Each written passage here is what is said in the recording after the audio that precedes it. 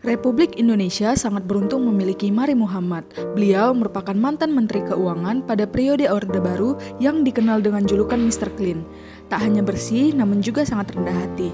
Mari Muhammad lahir di Surabaya pada tanggal 3 April 1939.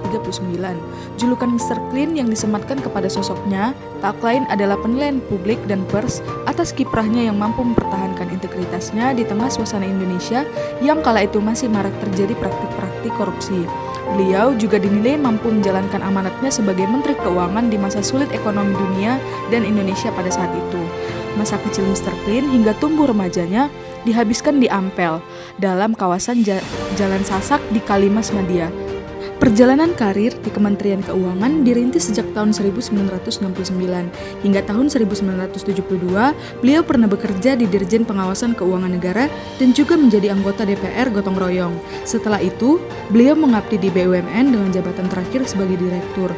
Pada tahun 1988 sampai 1993, beliau menjabat sebagai Dirjen Pajak. Presiden RI kedua, Soeharto lantas mengangkat Mari sebagai Mentu Kabinet Pembangunan 6 pada tahun 1993. Berada di pucuk kepemimpinan, Mari justru dikenal akan kesederhanaannya.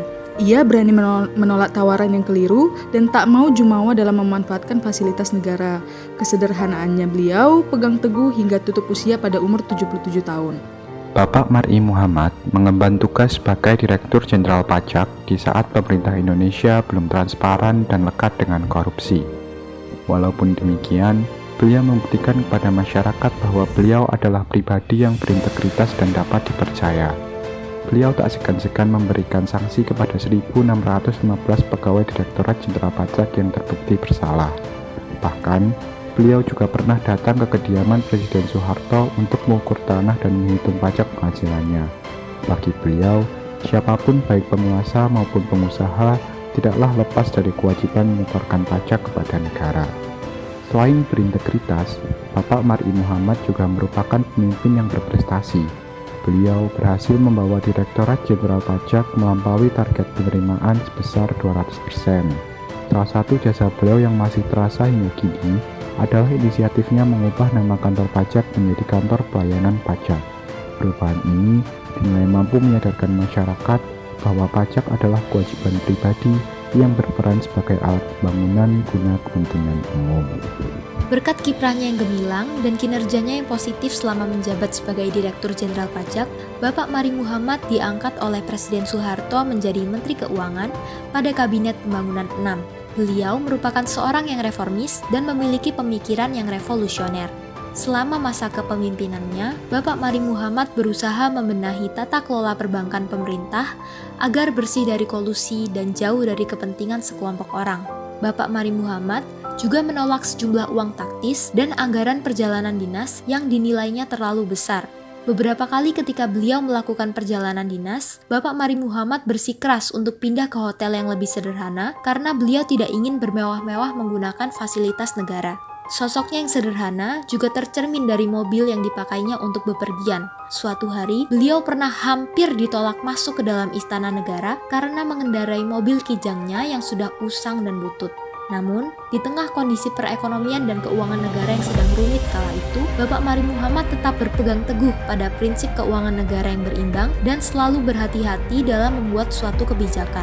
Berkat etos kerja dan konsistensinya itu, Bapak Mari Muhammad dianugerahi penghargaan Finance Minister of the Year pada tahun 1995 oleh majalah terkemuka Asia Money. Nilai-nilai berakhlak yang tercermin pada kisah tersebut meliputi nilai berorientasi pelayanan, akuntabel, kompeten, dan juga loyal.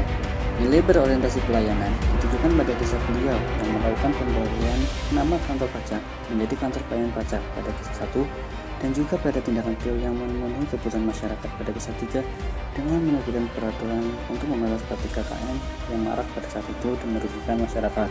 Sedangkan nilai akuntabel pada diri beliau tercermin pada sosoknya yang berintegritas, cermat, dan melaksanakan tugasnya dengan penuh tanggung jawab pada kisah 1, dan dengan tidak menyalahgunakan wewenang jabatannya untuk kepentingan pribadi, serta tidak berlebihan dalam memanfaatkan barang dan fasilitas negara. Sedangkan untuk nilai kompeten ditujukan dengan beliau yang melaksanakan tugas dengan kualitas terbaik, bahkan hingga mendapatkan penghargaan sebagai Finance Minister of the Year.